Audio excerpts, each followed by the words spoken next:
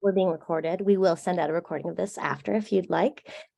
So hi, everyone. I'm Cate McLaughlin. I am the Director of College Admissions. I have with me the Assistant Director, the wonderful Alyssa Coltrain.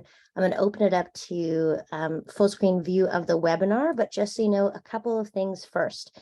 If you have questions as we go along, please drop them in the chat in the Q&A. We will try to save some time at the end to answer any questions you might have. So please, while you think of them, while they are fresh in your mind, go ahead and write them in the chat and we'll get to them at the end. And as I say, we are recording this. So if that's of use to you later, we can talk about that. We'll send a recap email at the end of all of this. So thank you so much for taking some of your Tuesday night to be with us. So without any further ado, let me do share screen here.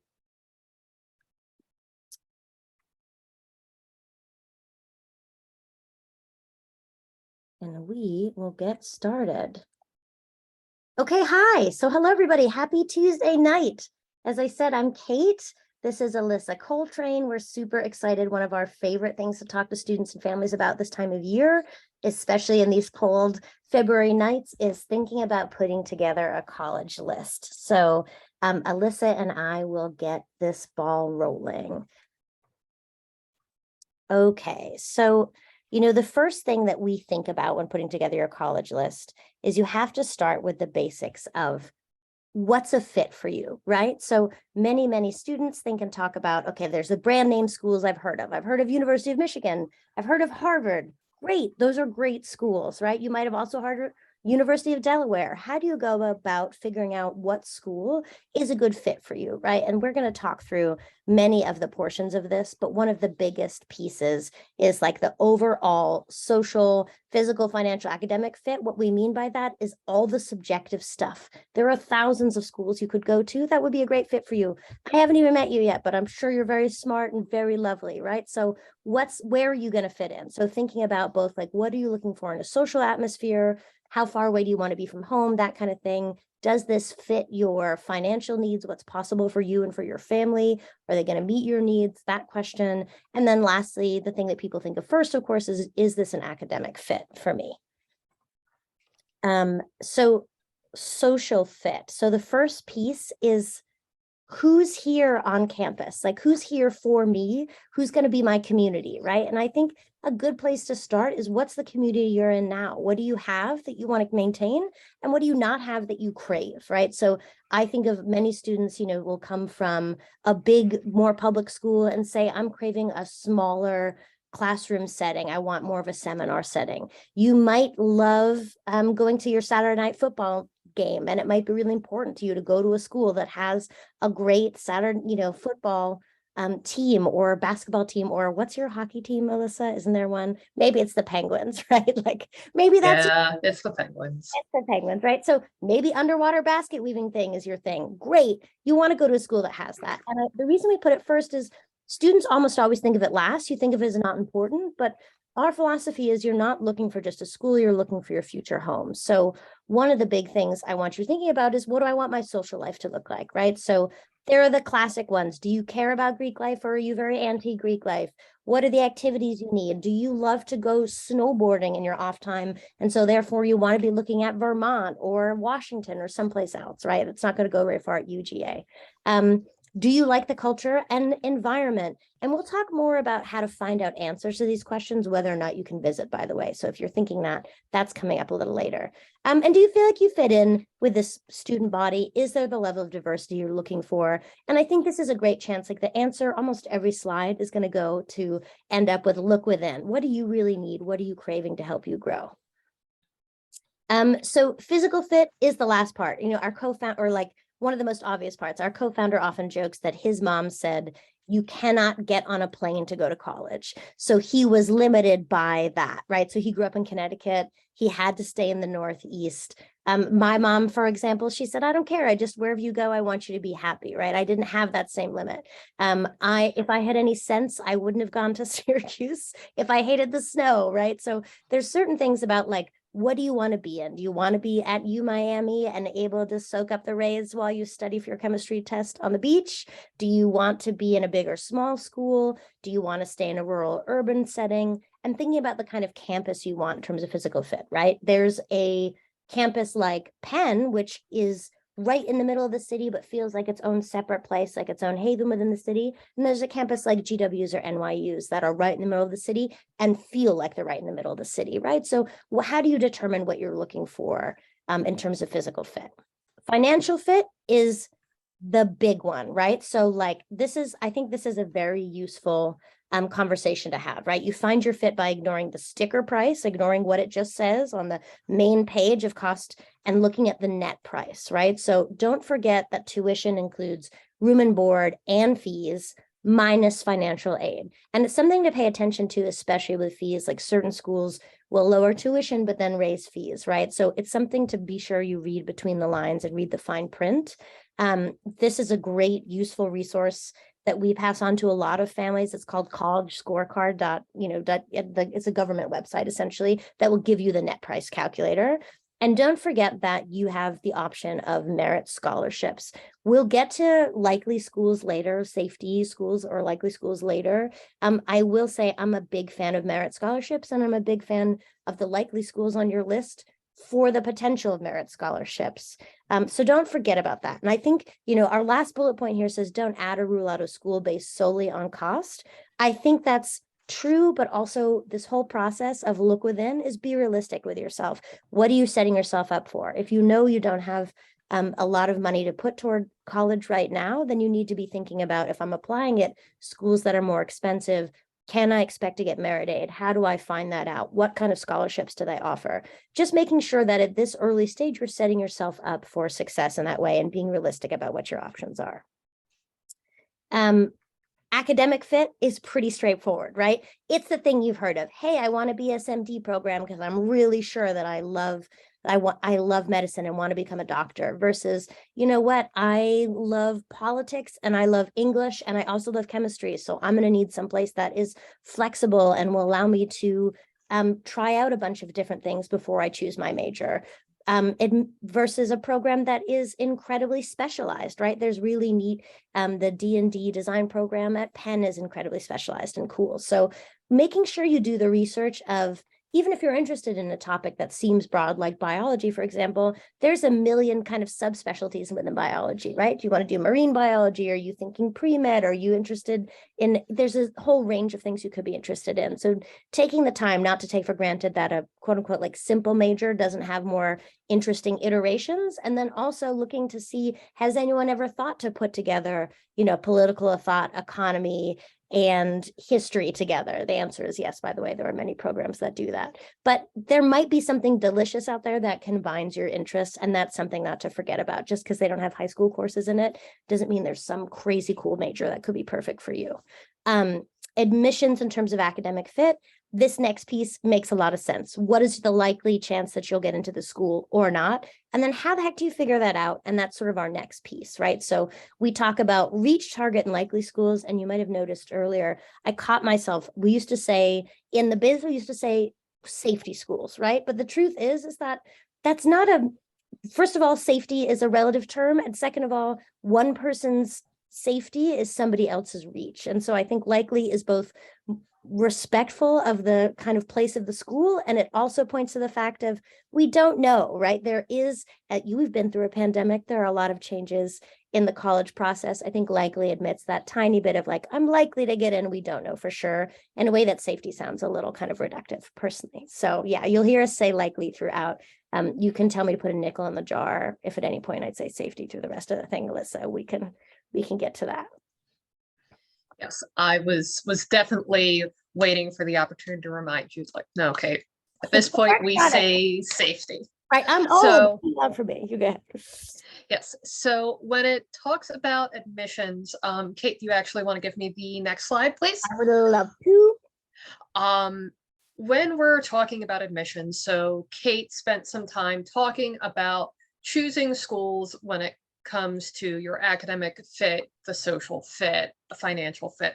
But of course, unfortunately, in many ways, this is a two-way street. Schools are also looking at applicants to decide who they are going to admit or deny. And the way they make these decisions and the way in which you're able to determine whether a school is likely a reach, a target, or a likely school is by looking at those admissions criteria.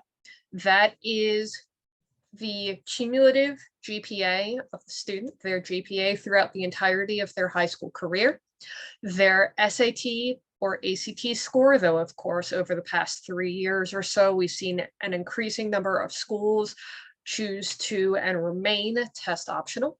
Class rank, if your school calculates it, the rigor of their high school classes, whether your student is taking APs or IB classes or honors classes.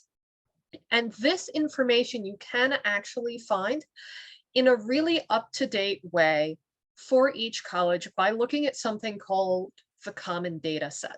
And in many ways, it's very easy to just Google. We'll show you a couple of samples this evening where we pulled the information just by Googling the name of the university and common data set.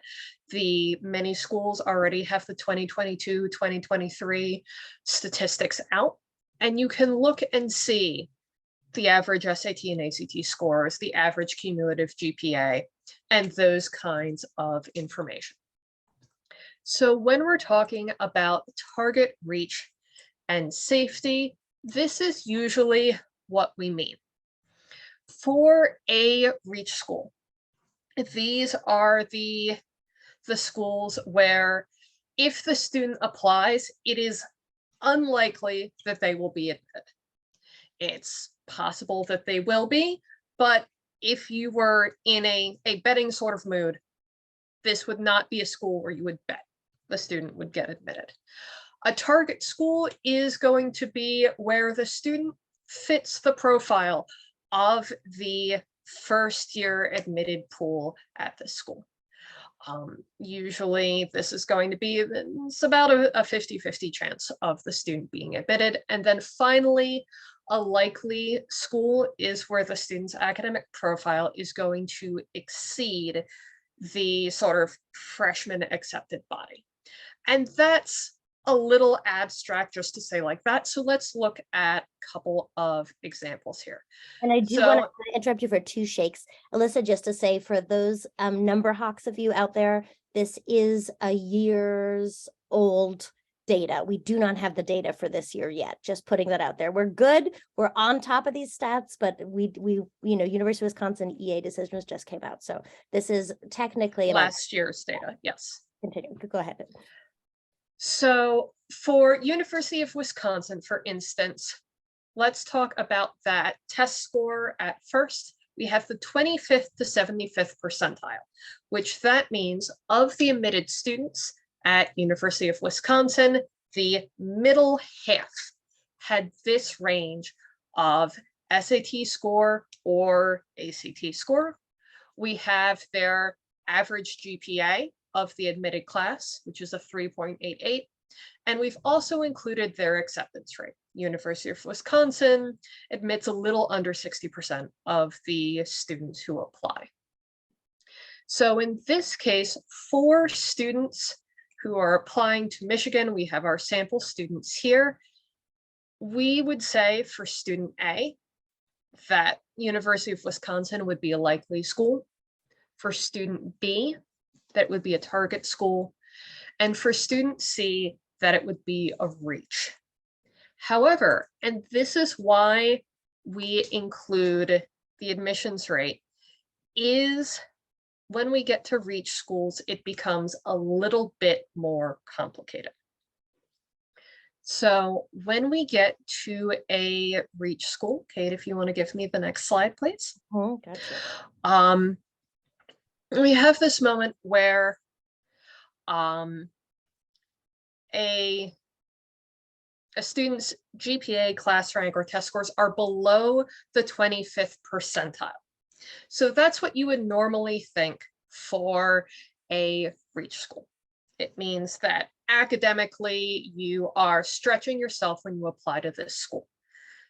But there is another reason why we might classify a school as a reach school, and that would be because of their overall acceptance rate.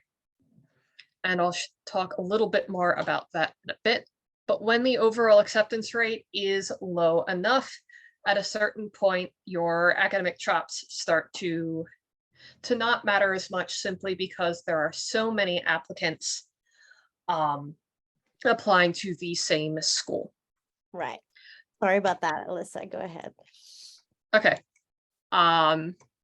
Wait, we took us back one. Here we go. Yes. I am on reach schools. Yes, I know. And for some reason, forgive me, you guys, it's being a little tricky for us. 1 second. There we go, my friends. There. All right. Perfect. That being said, reach schools are often the schools that people have heard about. Everyone has heard of the Ivy League schools, the Browns, the Dartmouths, the Cornells, the University of Pennsylvania. That being said, just because you've heard of a school doesn't mean that it's going to fit your wants and needs. We have students every year who come and tell us and go, I want to apply to the Ivy League. And we look at them and we go, you understand that Dartmouth, small and a little kooky and really into the outdoors, is going to be intensely different from like an urban environment like University of Pennsylvania, or entirely different than Harvard, or entirely different than Brown, who, you know, is really into its open curriculum. So we advise not applying to reach schools simply because you've heard of them. So in this case, we mentioned earlier a little bit about the admissions rate. So if we look at Vanderbilt and our sample student here, based on just the student stats, they have a 1540 SAT, a 4.2 GPA. It looks like Vanderbilt should be a target for them, but at a moment, Vanderbilt only has a 7.1% acceptance rate. So in many cases, although the student is entirely qualified to be at Vanderbilt, this may be a moment where we might encourage the student to broaden their list a little bit. Absolutely. And I think I also want to say on that front too, that those change every year, whether or not you're in state, out of state. There's all kinds of other factors that impact whether or not it's a reach for you. This also comes up when it is in the case of target schools, because in this case, Vanderbilt, without that high acceptance rate, would have been a target school for that student. A target school is when your GPA, class rank, and test scores fall in the middle of that 25th and 75th percentile of accepted students. These are sort of the practical balance between what you hope for and what's possible. Many of these schools are a great fit. Some of these schools can be a really strong source of merit scholarships, but not as much as, say, the likely schools that we'll talk in a bit. And Cate, did you want to talk to us a little bit about what we've been seeing with target schools becoming harder to come by?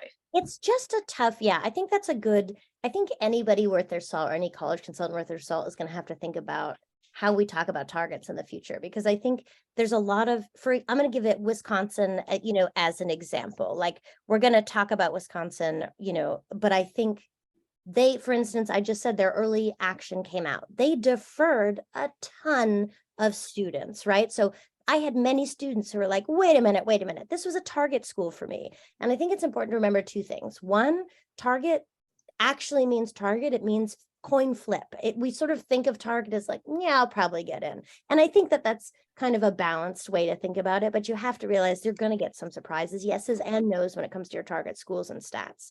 And secondly, with things like colleges really trying to protect their yield, and what that means for those of you who aren't, if there's students on here and you're saying like, what the heck? What that means is essentially schools want to be able to report at the end of the day that they accepted X number of students with the highest possible stats, right? So this percentage of our class all had higher than a 32 on the ACT. This percentage of our class were this percent of their class themselves, right? Top 10% of their class. So I think, when it comes to, and all those numbers, by the way, when schools report them at the end of the year, that goes into the US college rankings, which is a big deal for marketing for schools, right? So schools, it benefits them to appear more exclusive. And one of the ways they mess around with that is they allow for early action. Schools like Wisconsin and Michigan. Michigan is its own beast because we already know they defer everybody. They've been doing that for a zillion years.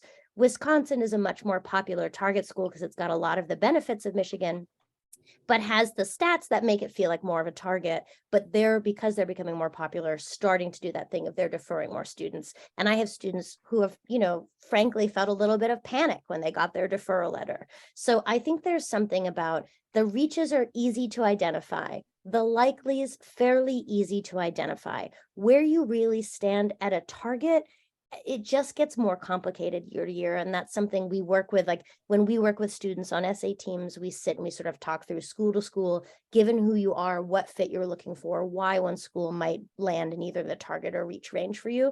But it is strangely the toughest part of everybody has an easy time identifying a reach. Everybody has an easy time identifying a likely. Targets can be trickier. So that's maybe someday we should do a state of admissions just on the target schools, but it's getting a little tricky out there.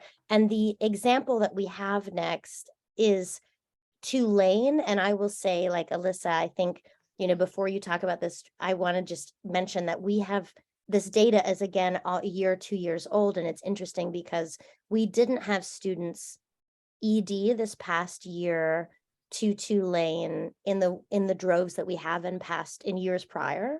And I think this idea of student A, it being a target, I don't know if they ED, if that's shifted or not, but factors like ED can majorly majorly impact where a school lands for you. So I'll let Alyssa take it from there, but Tulane is in that way. Yes, Tulane is particularly notorious for this example of protecting their yield. We gave you the admission differences between what Tulane accepts from their regular decision pool versus what Tulane accepts from their early decision applicants.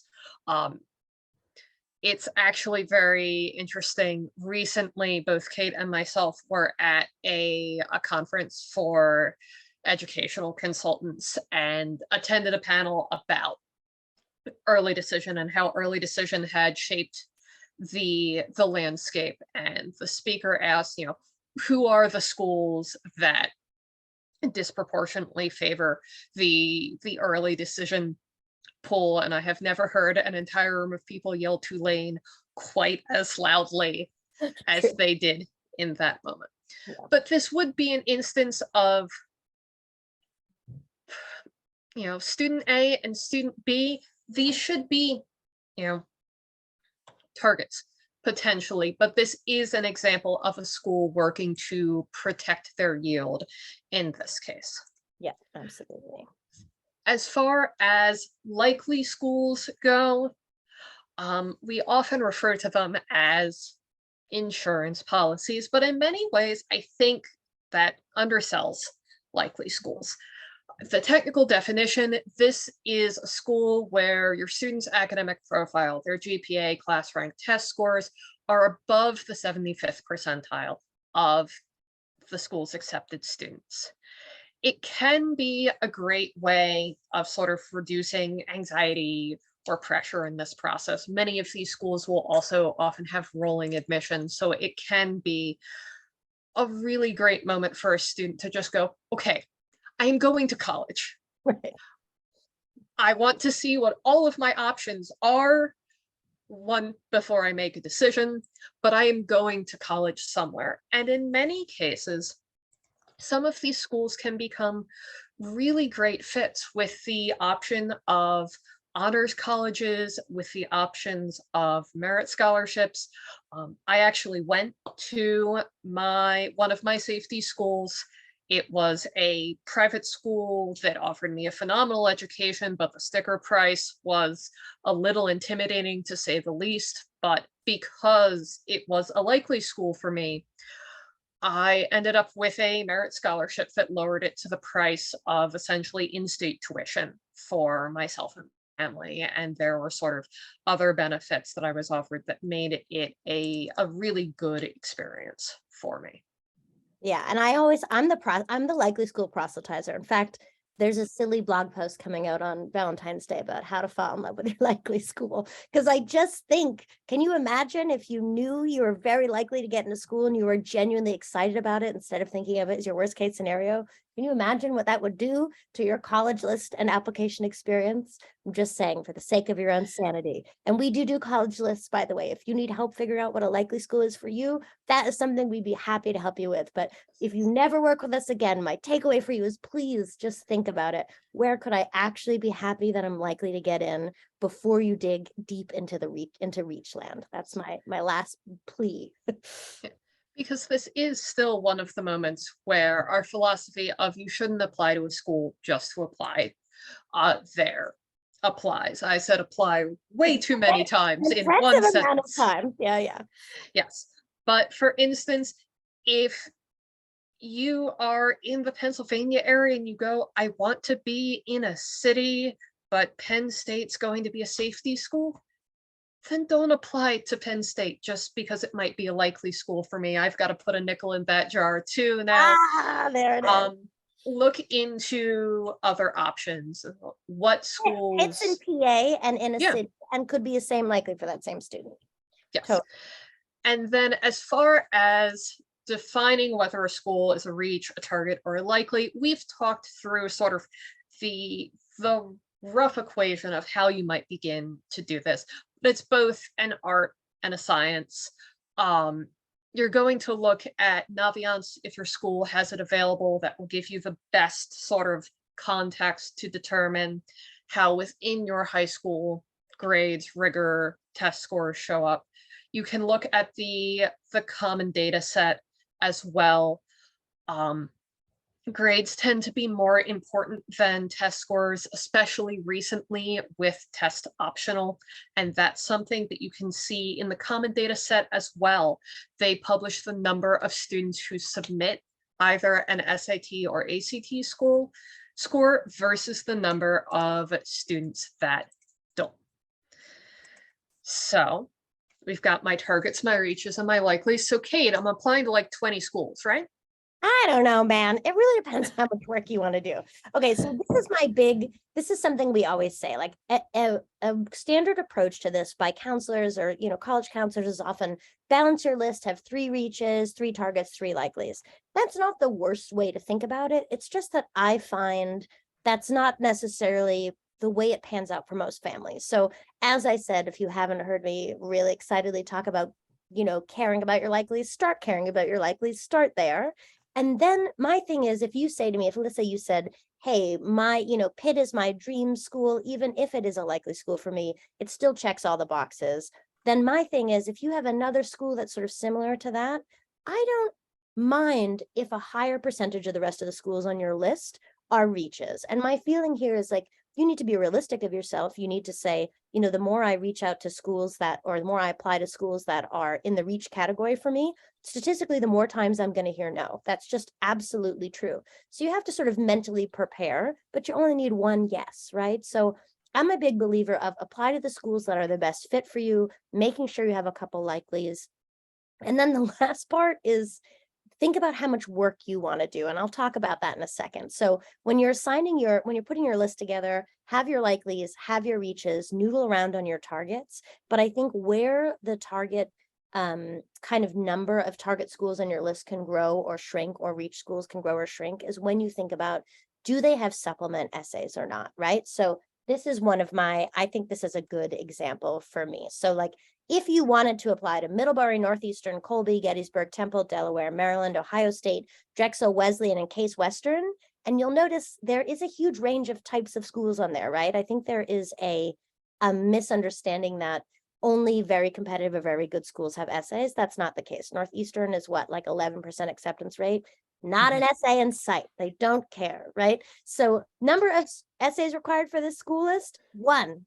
Fantastic. This kid nailed it, put together a great list, has almost no work to do beyond their personal statement. And if you're just starting here, by the way, team, I will back up and say, you're going to write your personal statement. That's the heart and soul of all of your application, right? All of your schools are going to read that. In addition, your schools might have supplements, which is what we're talking about. So as you put your list together, finding out how many supplements are asking us, emailing your old friend Cate and saying how many essays for this list, that's a great way to find out, right? So 1 essay for this list. For this list, which is much shorter, Brown, Wake Forest, UC Santa Barbara, Austin, MIT, and Michigan, that's 20 essays, okay? It's not nothing. Yes, some of them are shorties, like 200, 250 words, but the shorties are tricky. In some ways, they're much trickier than the longer essays, right?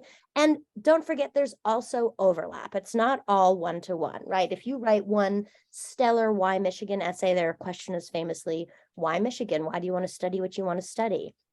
It's very likely that you can reuse that to then kind of cannibalize it and use it if you're applying to, say, Wisconsin, which has a big why Wisconsin. But if you're working with us, I'd say, and then here's the things you should add in addition to that, right? So that's one, when you're thinking about work, it's not just number of essays per school, it's also where's their overlap. So don't panic at first when you see a long list of supplements. Oftentimes there's stuff you can reuse, and it gets easier as you go along once you start to do research. This question of when you should finalize building your college list is a tough one. I love this line, if there's no deadline except the application deadline, because it's true, right? when I'm talking to families now, we're meeting with students now, believe it or not, juniors right now, I'm saying, it's February, take your time, go visit over President's Day weekend, right? If I'm talking to them in April, I'm going to say like, what are you thinking about? You sure you don't have even 1 or 2 schools you're certain about? You do have time. If I'm working with students in their junior year, I expect that the junior year summer is when their list is going to change the most, because honestly, you have the most time to research and explore and think about other schools. Your friends might tell you about one. Maybe you talk to your mom's friend who works at their job and they graduated from, the University of Washington, and now you're obsessed and you want to apply, right? It's fine if your list changes. This is a huge chapter, is a new part of your life. You're not supposed to know yet exactly what you want. What I want to push you on is now is the time you should be defining what you want.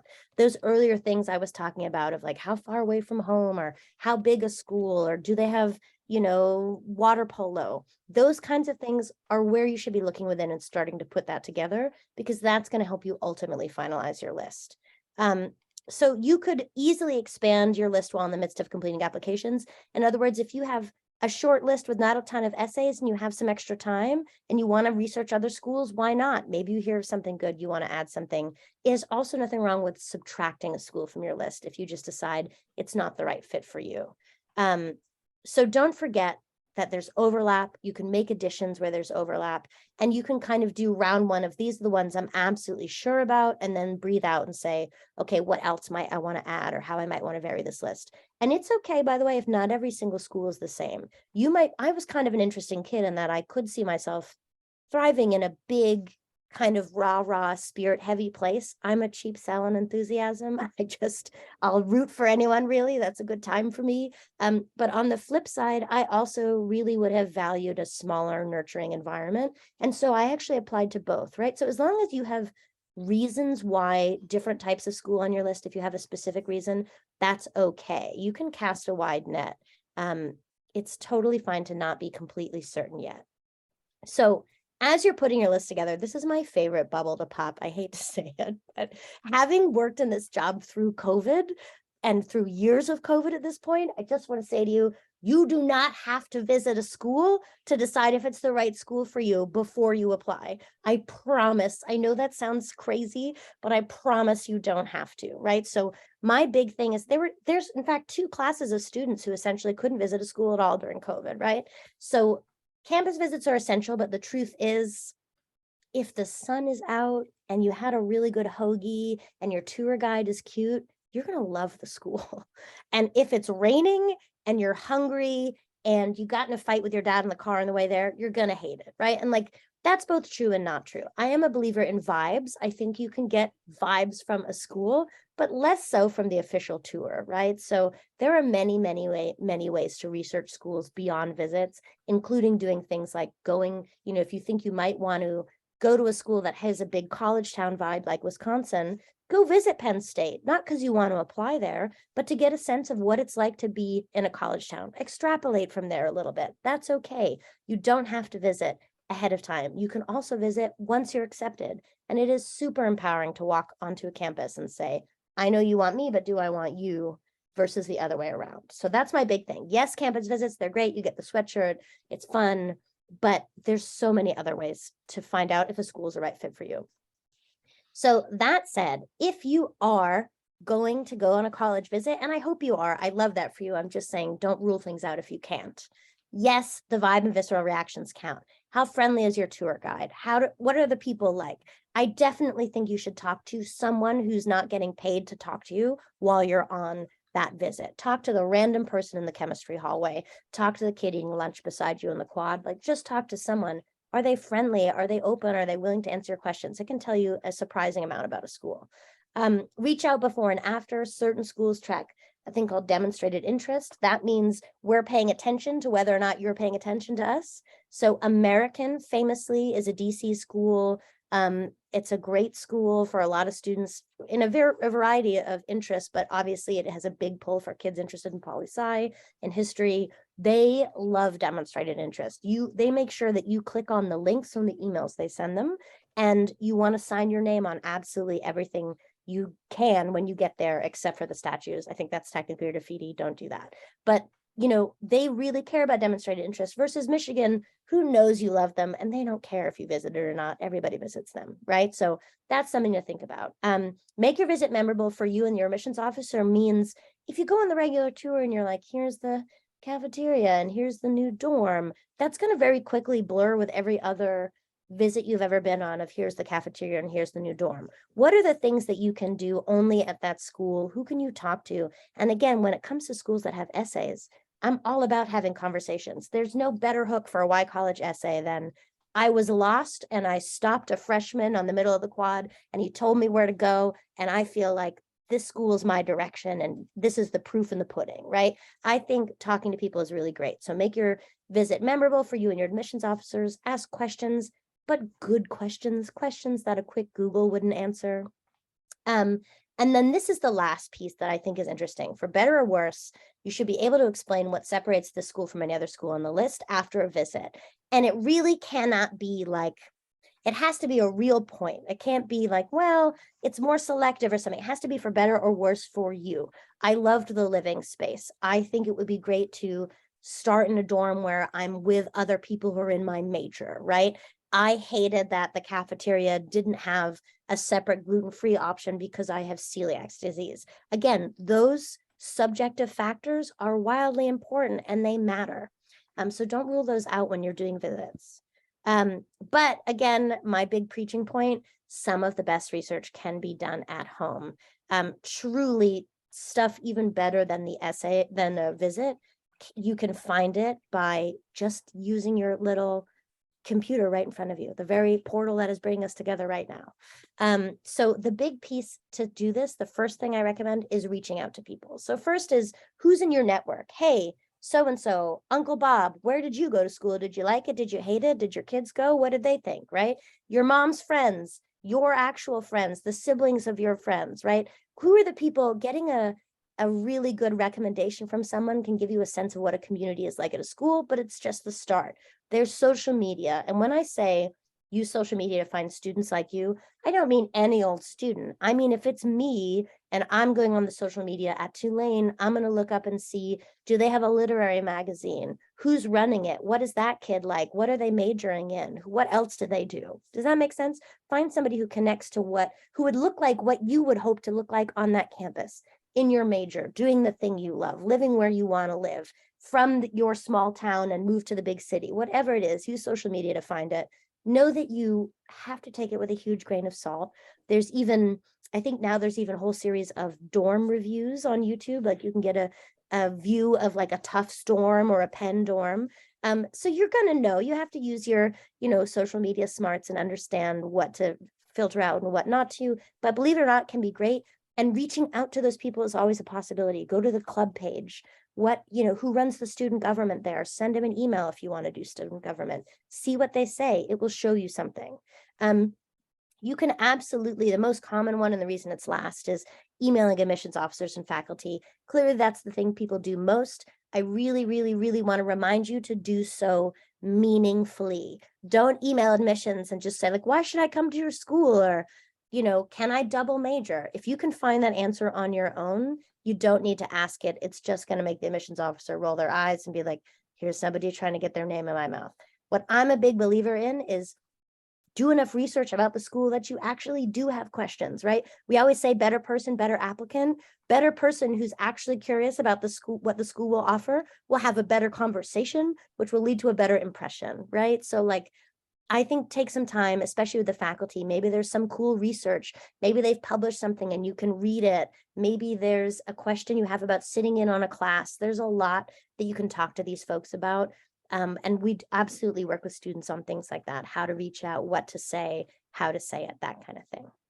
So putting together your list, use Google. And I know that's the silliest slide to have in 2023 on any webinar, but these college websites are designed by the same people who have you ever tried to go to one of those giant, it's got like TJ Maxx and an Outback Steakhouse and the parking lots make no sense and everybody almost drives into each other. Those people are the same people who created the college websites. I swear to God, they're very difficult. So rather than spending 20 minutes trying to get to Wisconsin's course catalog, just Google course catalog, Wisconsin, just Google best colleges for flexible studies, right? Like those questions, I almost guarantee you that a lot of that stuff exists there. And again, you have to have some smarts about, is this a source I trust? Do I want to respond accordingly to the source I found? But there is a ton of good info out there. And I think it's worth sifting through. Niche is a really good shout out to Niche, or some people say niche. I'm not sure if there's a full on, I think it equally, whatever, but niche, potato, whatever. They're a great site. They're great because if you find a school that you do like I talked to a student today who's interested in Richmond, then it'll say, oh, if you like Richmond, you might like schools like X, Y, and Z. There's no magic formula. Nobody wakes up in the morning truly knowing in their heart of hearts what schools are right for them. This research is exactly what you have to do. It's a little bit like how the sausage is made, but it's so worth it. So navigate college websites, not just the admissions pages. Department pages rock. They're usually way better than admissions pages. My personal favorite spot is usually the department events or news. You can find out what cool alums have been doing. You can find out what research is happening in the department, or if there's fun events. Like it'll give you a better sense of what goes on there. Social media, we talked about Instagram, YouTube is huge. And I know that there's increasing sites, like I know there's increasing private companies that try to offer different kinds of guides to colleges. Again, there's a lot out there. Look at it with a grain of salt. Read about research, alumni, etc. That's, I think, the biggest thing is like, what does the school want you to know about them? Like, do they have a maker space they're super proud of? And would you take huge advantage of that? I think that's all worth looking at. So that said, okay, so when we talked about how the heck do you find a school and decide whether or not it's a reach or a likely or a target. We talked about how to define those, and we talked about how to research schools. So if you put those two things together, to me, those combine into what I like to call a mission statement, which is maybe a little overblown. I might be a little bit of a NASA nerd. That's fine. But it's your mission statement, right? What are you really looking for in your college experience? Not like, hey, I want great academics. That's not going to cut it. What does great academics mean, right? Hey, I want to become a doctor. Yeah, sure, that's fine. But guess what? You don't become a doctor until after your undergraduate experience, and then you have a graduate degree, and then you become a doctor, right? So really looking at what am I looking for in a future home for these holistically, academically, interpersonally, community-wise, what am I really looking for in the next 4 years out of my life? So again, our line is you're looking for your home. That's super important.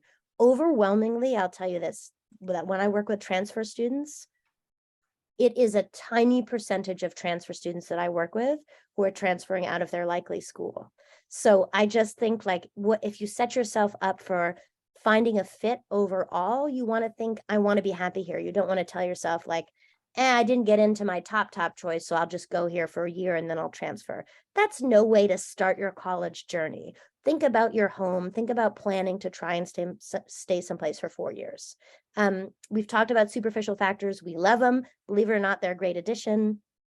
The goal is to make the search more manageable, clearly, and it's so fine not to know what you want yet. I think this is the last, if we were having this also conversation about majors, I'd say it's also okay to be undecided.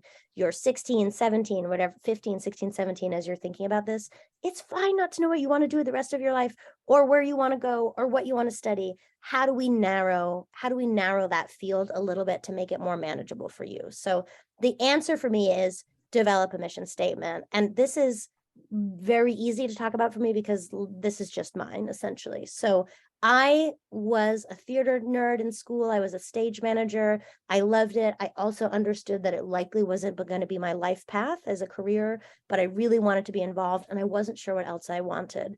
So for me, it was super important that I could study a bunch of things and be in a place where I could collaborate and work on shows and get my hands dirty immediately. So in addition to that, like when I did eventually go and visit, I also, like when we were in high school, we'd finish a show, we used to go to like a diner down the street and get cheesy baked potatoes, and I was obsessed with them, and a milkshake, and I loved it.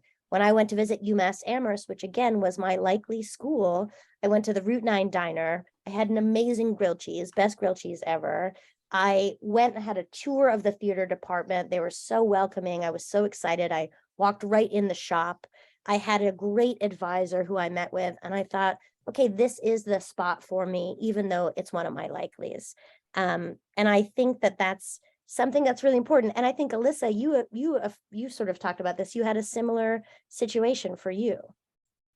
Yes, so I also went to a likely school, but in this case, for my mission statement, I wanted a small school where I was going to be able to have like sort of personal relationships with the faculty and truly have mentors, because I already knew that sort of my track was graduate school and looking at staying in academia. Whether or not that worked out for me, well, no one tells 16-year-old Alyssa that. She'd be heartbroken. But we have you. Yes.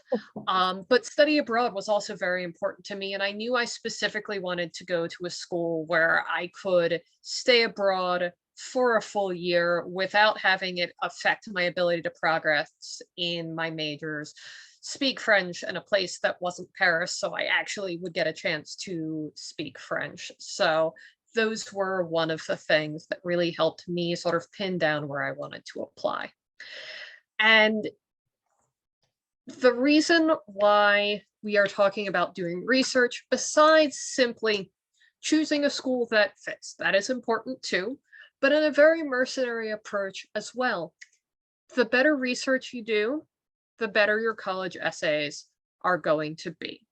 It'll give you a chance to provide specific detail in those essays, but also to be able to talk about the school with enthusiasm and passion, where the admissions officer can see that you are truly imagining yourself on the campus of this school. We often tell our students when we're working on them with supplement essays that we want them to dream forward and imagine themselves on that campus in 2 years, 3 years, so that they are able to produce the best essays that they possibly can.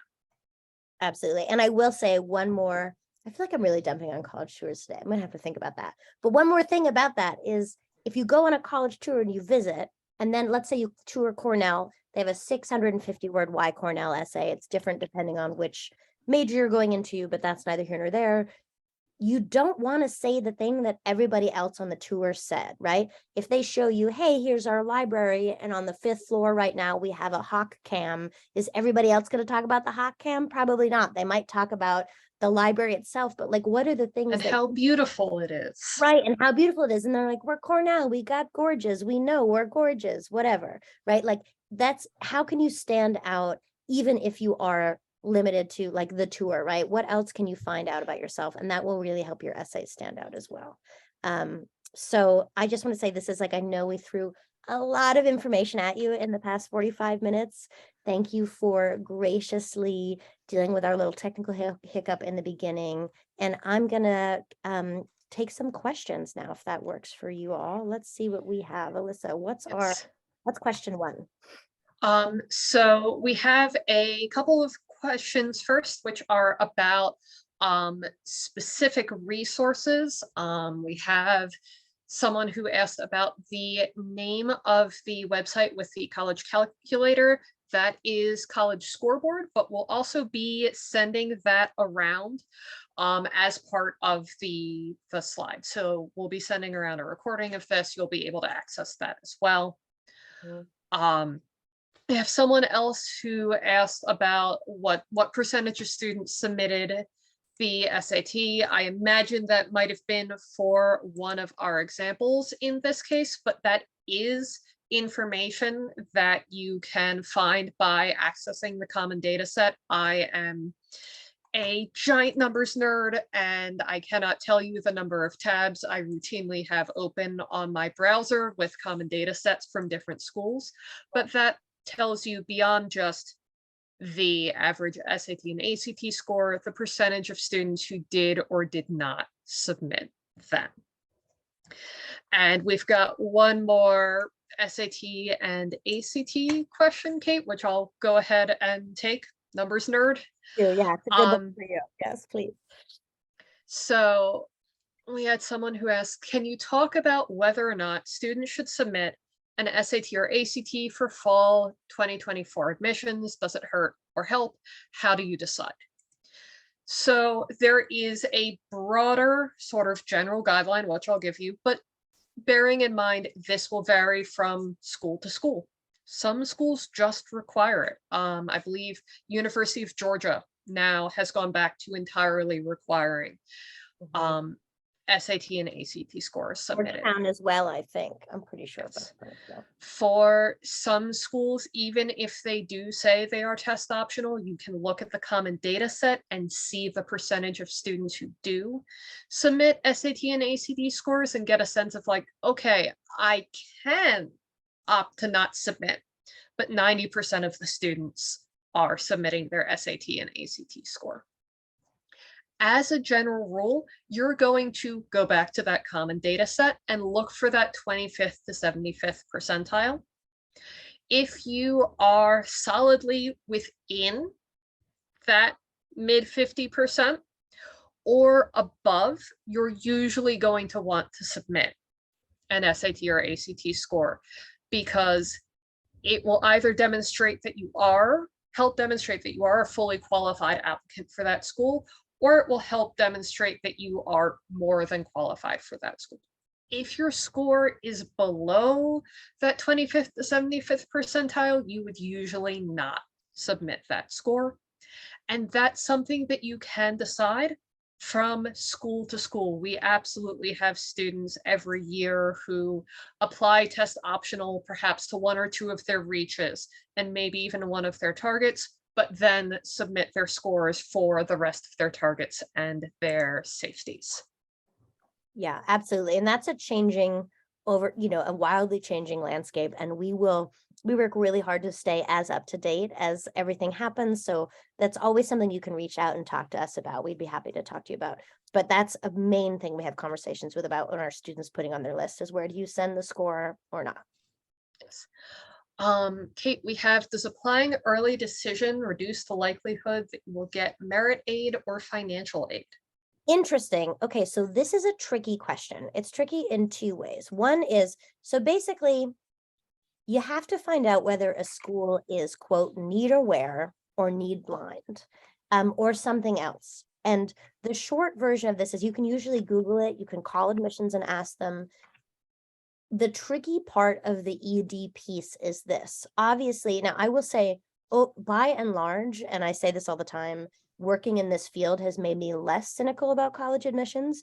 By and large, I think I came into this with more a thought of like, it's who you know, and there's certain huge advantages, but actually, hearteningly, I find that students usually end up where they should be and great fits for them. There are moments where I'm like, ugh, I hate that the kind of business or kind of finagling is happening. Yield is one spot, ED is another. So ED hugely at many schools, like we talked about Tulane, can have a big impact on how likely you're going to be accepted, right? So because the reason that is though, and this is where it gets a little finagly, is they basically know if you're coming, you're going to pay. Your money is in their pocket. Now, finding out whether a school is need blind or need aware can help you there, because a need blind school is going to award strictly based on merit. They're going to pick the class they want. A need aware school is going to say, I know all these 10 kids applied ED. We're going to say yes to these 3 who fit us in every way. And then maybe there's 2 in the middle who one of them can afford to pay here and one of them can't. And those are the schools where if you don't apply for financial aid, you may see a reduction in merit aid in that case, right? So it's almost always worth doing the FAFSA and sending in financial aid, whether or not you quote expect to be able to meet the full need of your student. But it's one of those complicated things we could talk more about. You can send us an email, we can have a conversation. But the short version is ED, better chance of getting in. Can it have an impact on finances? Maybe. It depends on the school. It's worth finding out. Are they need aware, need blind, something else? Which I'm sorry is not a perfectly clean answer, but is unfortunately the world we're in. All right. We also have a question about types of demonstrated interest. Are your chances better to get into a school if you do an in-person tour versus a virtual tour? I mean, it depends on the school. Do they care? How much do they care about demonstrated interest, and how far are you from it, right? Like Tulane, for example, if you had your heart set on Tulane or American, I would say to you, you should go in person and visit. It's gonna help. If you can't, if let's say you can't fly down to, New Orleans, or you can't make it to American because you live in California, that's okay too. But I would say to you, you'd want to make, if it's a school that cares about demonstrate commitment, which you can either ask us or you can Google or both, it would absolutely be worth going a little extra mile if you can only do the virtual tour. If that's the case, go ahead and come up with that great question to ask a professor or an admissions officer. Go ahead and find a way to reach out. Some schools, like again, at Michigan, it's not going to matter whether you do virtual in person. They don't care. They know you're going to apply and they know you're going to love them, right? A school like American, if you couldn't visit in person, I'd say make sure to do those little follow-up things. And then there are lots of schools who are sort of in between. In general, the demonstrated interest rule of thumb is the smaller the school, the more it matters. But there are exceptions to that. And that's something that you can look up on the common data set. Schools will disclose the factors that they consider in admission, including whether or not they consider the student's level of interest. We have someone who asked about their son has a slightly lower GPA because of the pandemic, but a higher SAT score, and how admissions officers might manage this disparity. Yeah, that's a tough spot to be in. It's tough because it's a test optional year. So in some ways you could look at that as a help, in some ways you could look at that as a hurt. It's a help in the sense that your son will have a great test score to submit in a year when other people who maybe have a similar GPA won't be submitting. So of students with his similar GPA, yeah, that's going to put him toward the top of the pack, assuming his essays are great and his activities make sense, all that other stuff, right? So of that sort of section of students, his SAT score is going to help. It does not, however, make up for grades. Grades at the end of the day, by far and away, are the most important. And so the way we advise families on this essentially is to think of this. Like if there is, you mentioned, in a sort of personal circumstance here of the pandemic being a tough addition, your student is not alone in that. I cannot tell you how many students we see who really struggled during the pandemic and are still struggling with the after effects, right? So they have added the COVID section to the Common App. So the Common App now has, you fill out all the activities, all the data, And then they have a section called additional information and the COVID section, which is specific and new. And so it would be a good place, and we could have a conversation. If you were working with us, I'd say, okay, so here's the scoop. We need to create a narrative that is accurate and clean and simple, that explains what happened, why the dip. Hey, my mental health really struggled, and here's how I have worked on improving it, right? Or you can see that my grades after the pandemic ended improved from there, right? So you want to, the first rule of PR is always control the narrative. And I think there's nothing wrong with admitting struggles, especially in a world where in college admissions, mental health is becoming much less taboo. People are really understanding it's a major factor for their students, and thank goodness, right? So I would say your option is you want to find your likelies and targets based on the GPA, even though that might be tough because the GPA might be lower than you think your student can achieve. And then you want to, but you can have other reaches, but I would base your targets and likelies strictly off GPA, and then have some reaches built in as well. And then have some thoughtful conversation about how do we create this narrative that explains what happened in a way that is not an excuse and not here's a tiny violin for me, but plainly here's my struggle, here's what I did about it. You can see it reflected in X, Y, and Z, the grades I brought up that next year or what have you. So that is, and I will also say, please know that your student is not alone in that. That is incredibly common. We've been seeing a lot of it, and admissions officers have been seeing a lot of it. So it will not come as a surprise. That's why they added the COVID section. And as far as grades are concerned, firstly, admissions officers are aware of the struggle in that virtual schooling was for many students, but also even beyond what happened over the past couple of years, they're also aware that the transition to high school can be a struggle for many students, and that often students' freshman year grades happen to be lower than the grades that they might get in their sophomore year or their junior year or their senior year. So the other way to sort of minimize the impact of that overall cumulative GPA that might be getting dragged down by what happened freshman year is to ensure that junior year looks stellar, that senior year looks stellar, so that there is a trajectory that backs up that narrative that you would present in the COVID section of, I had these struggles, but I have bounced back. And the transcript and the GPA moving forward from that point reflect that. Right. I think that's fair. And I see a question here, Alyssa, that I'm going to dive in because I think it's similar of the schools are test option, as a lot of schools are test optional. And as a result, test scores schools are reporting may be inflated. How does this factor into identifying a reach versus a target versus a likely? It's brutal, and it's sort of the same thing we're talking about here, which is essentially it mostly will impact when you're thinking about likelies and not reaches. Your reach is going to be a reach no matter what. It's like when we say it, even if you have a 1600 SAT and straight A's and all the rigor in the world, Harvard is still going to be a reach for you. It doesn't matter, right? So in that case, you want to start looking at admissions percentage rate and that common data set to see whether or not they're messing with the test scores. In general, your reaches will be the easiest ones. Whether schools fall into likely or target is the biggest kind of question mark. We have some history with these schools we can talk about, and we can do more research school to school specifically. But in general, I think a reach is just going to stay a reach regardless of the test score. And that's something easy to think of. And I do think when it comes to what's a likely for that same student with a good test score, you're looking more at other factors like, are you applying Penn State in state or out of state? Are you a fit for a particular program they have?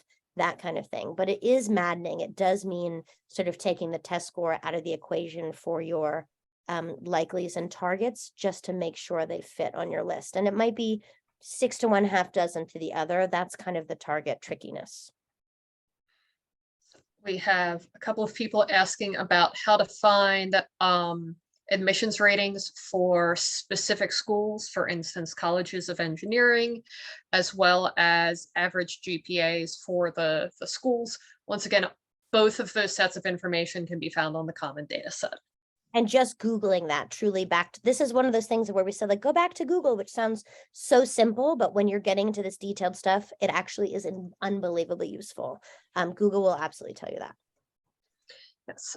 We have a question about factoring in early decision and early action in the list. Good question. Okay. So my 2 seconds, this is a whole other, we're going to have, we're going to do a junior summit at some point. We have a whole other, lots of stuff to talk about here. We have so many questions. So many questions, but the short version is this. ED, you make that decision with your heart. You don't make it with your head. You subtract logic. Like, I am deeply an options person. I tell my students, you should be options people. I tell my own god kid who just is 18 and trying to pick what college she wants to go to right now, you got to be an options person. But the truth is, if you fall in love with a school, it is absolutely worth EDing.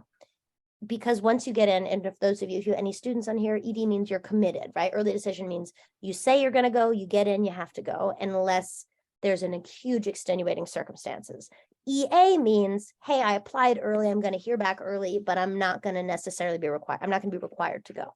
So when considering ED and EA in the list, make an ED choice with your heart. It might, if you have 2 top schools and you're like, well, I love them both equally. I love University of Chicago and I don't know, Purdue equally, then I would say, fine, it's okay to go ahead and ED at Chicago, because it's going to give you the better chance at a tougher to get into school.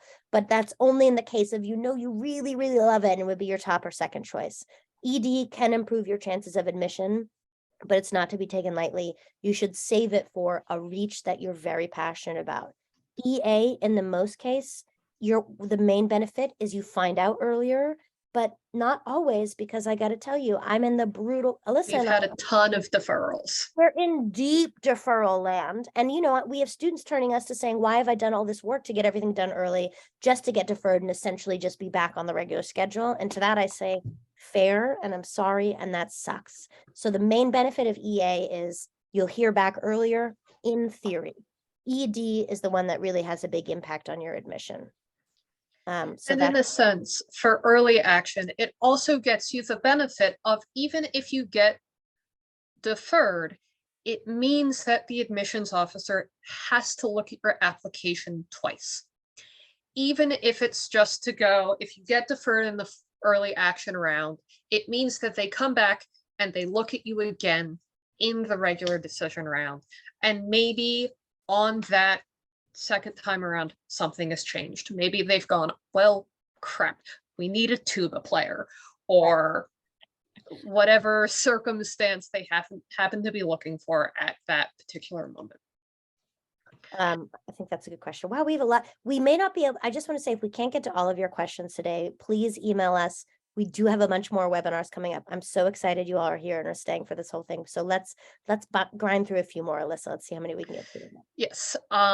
We've heard about self-submitting AP test scores. Honestly, that is what we encourage our students to do. You can just self-report your AP scores. You don't have to pay to have it sent from College Board to the given school until, and this is the until you're accepted to a school and you've decided to enroll. And then you look at that school's policies regarding AP scores and decide, okay, well, I have a 4 in AP chemistry, but you know what? They only accept 5s for credit for chemistry, so I'm not going to bother to send that. And you only send the scores that are going to help you sort of clear some of your gen eds, or, you know, gain additional credit in that point. But right. And in for general, the actual admission process, self-submitting is fine. Yep, absolutely. And in general, you're submitting 4s and 5s and probably not 3s or belows, unless there's a very good reason to. And we could talk about that on a case-by-case basis. Yes. Do we expect schools to continue to be test optional for our juniors who will be applying for 2024 admission? In general, yes. In general, yes. Penn State just came out and said they're going to keep it for another 2 years.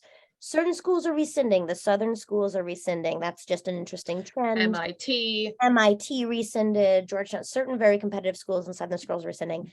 I can't read the tea leaves. I suspect, they know that, as a high school junior at this point, I think we have to get largely out of the crop of high schoolers who are largely we're in junior high or middle. Like, I think we need to move past the kids who are in the pandemic prep for that. But I fully don't know. I expect some schools are going to bring it back, but California, they're never going back. They're test blind and they will keep it test blind. So it kind of depends on your school list, but we will keep you up to date as we learn anything.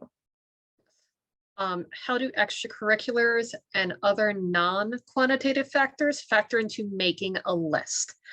And to be honest, when it comes to determining whether a school is going to be a reach, a target, or a safety, in many ways, those aren't necessarily going to be things that matter unless there is a specific exceptional circumstance where, the student has done something utterly extraordinary.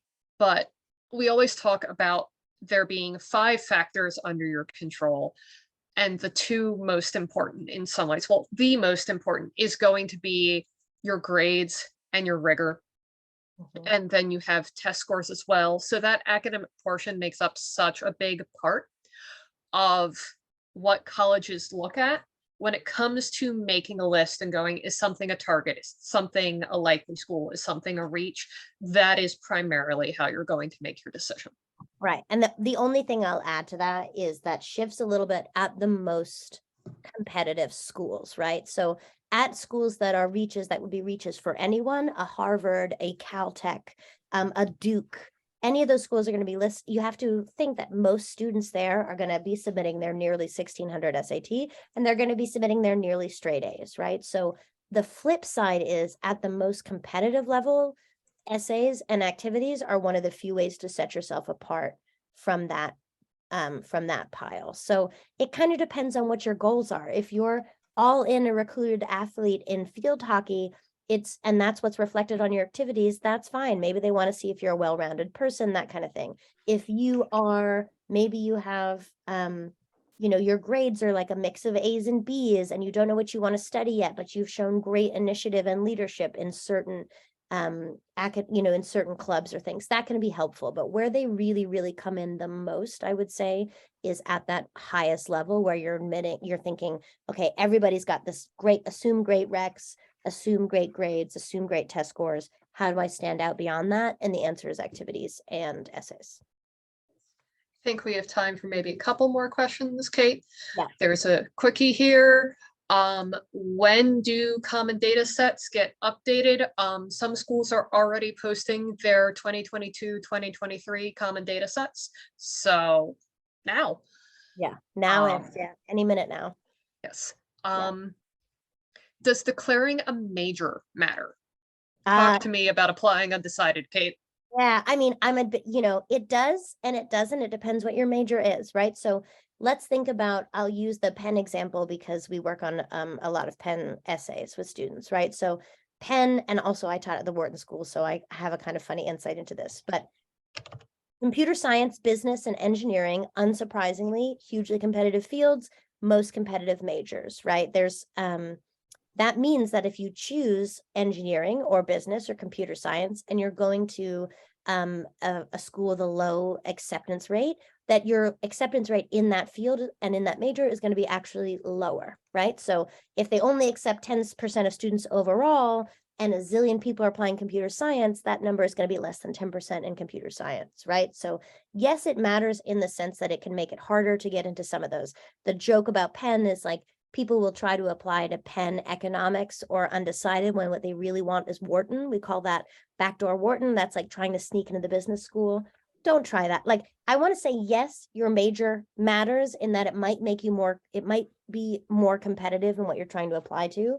But I deeply, deeply as a human holistically believe apply to the major you want to study. If that means you don't get into your you don't get to go to Carnegie Mellon for computer science, and instead you end up at University of Rochester, but you get to study what you want to study, that to me is far more important than a degree from Carnegie Mellon. And by the way, Rochester is an amazing school, right? So I'm a believer in study what you want to study. Don't try to game the system in terms of majors, because schools will see right through that. Now, on the flip side, if you have no idea what you want to study, make a compelling argument for being actively and deliciously and interestedly, those are all adverbs that don't make sense and aren't really adverbs, undecided. Be powerfully undecided and make a pitch for that. And that's not going to hurt you. So that's my kind of 2 seconds. We had a student, not this admission cycle, but the admission cycle before that, who, in describing how she was undecided to me, got very annoyed with the term and went, "It's not that I'm undecided, I'm multi-decided. I want to study too many things." Right. And